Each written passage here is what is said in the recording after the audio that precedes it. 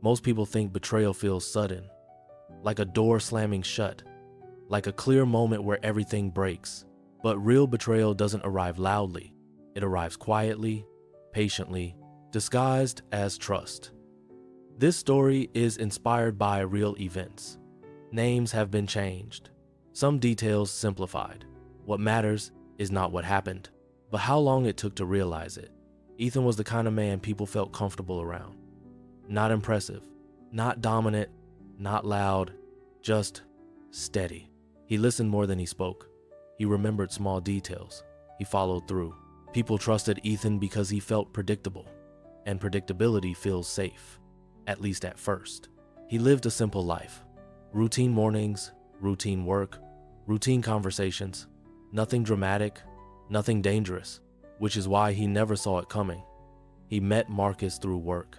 Marcus was different, confident without being aggressive, charming without trying too hard, the kind of person who seemed to know exactly where he was going.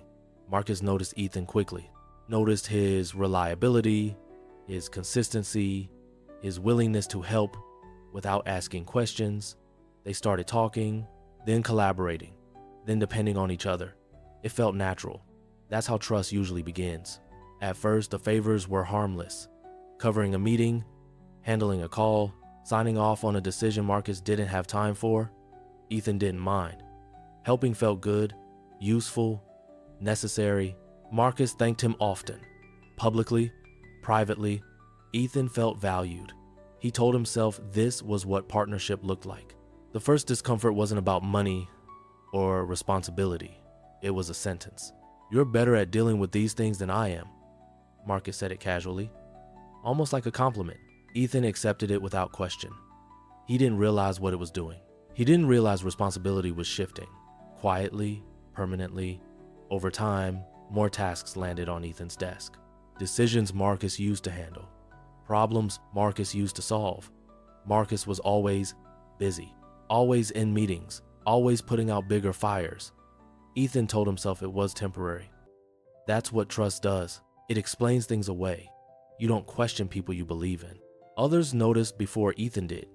A colleague asked why Marcus never seemed around. Another mentioned a decision that Ethan approved, one he didn't remember making. Ethan felt embarrassed, defensive. He explained it, smoothed it over, protected Marcus. That's what loyalty looks like from the inside. From the outside, it looks like blindness.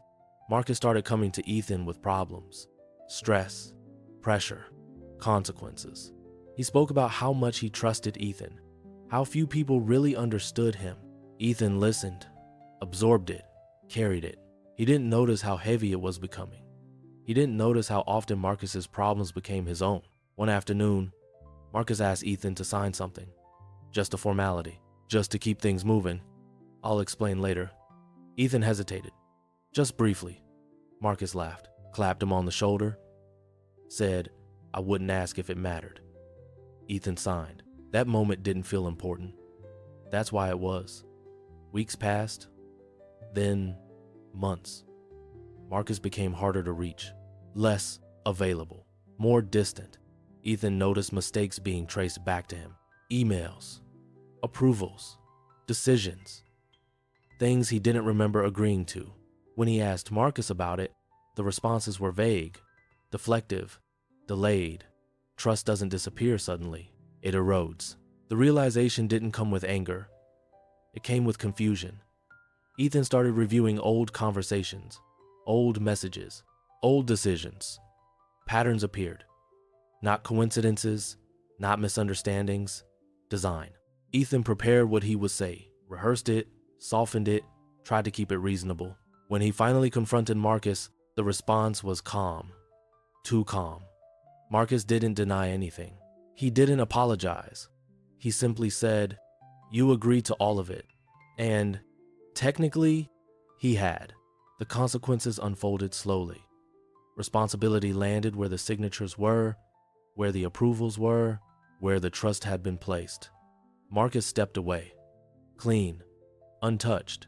Ethan stayed, explaining, defending, absorbing the fallout. He lost credibility, then opportunity, then peace. It wasn't the loss of work, or money, or reputation. It was the realization that Marcus never forced anything. He simply waited. Waited for trust to become habit, for help to become expectation, for loyalty to become leverage. Years later, Ethan would replay it in his mind. Not the betrayal, the beginning. The moment he decided someone was safe without checking why. The most dangerous people don't take your trust. They let you give it. And by the time you understand what it cost, you're the only one left paying for it.